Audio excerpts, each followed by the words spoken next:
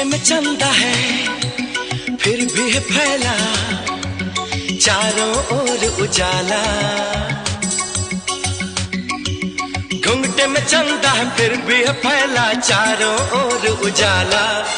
होश न खुद कहीं जोश में देखने वाला,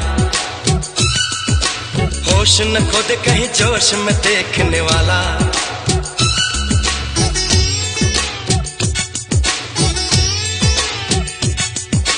घुंघटे में चंदा है फिर भी है फैला चारों ओर उजाला।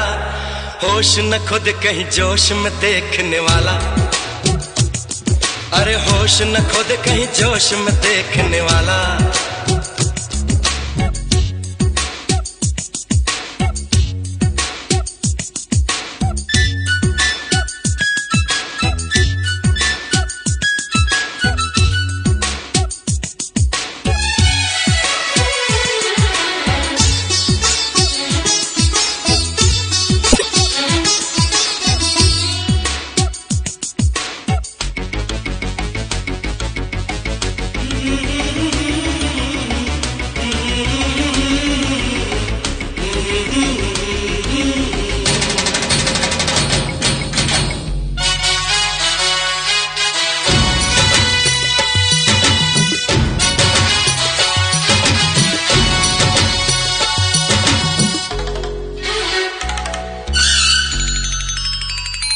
आज सुंदरता दुल्हन बनी है, कोई किस्मत का कितना धनी है।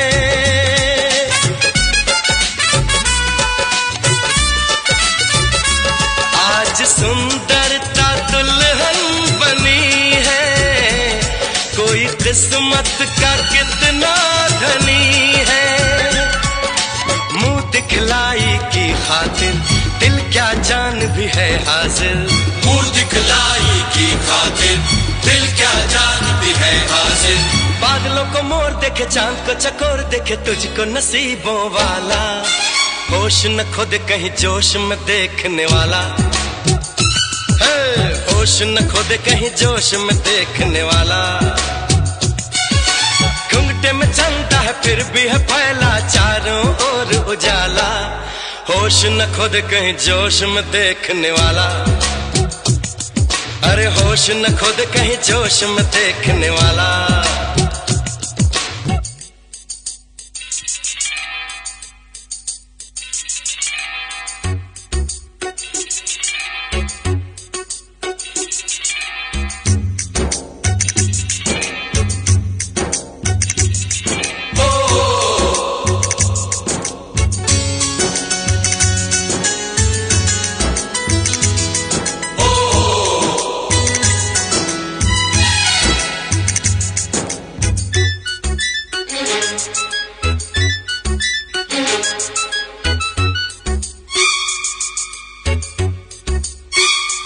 पास तू दूर तक है नजारा,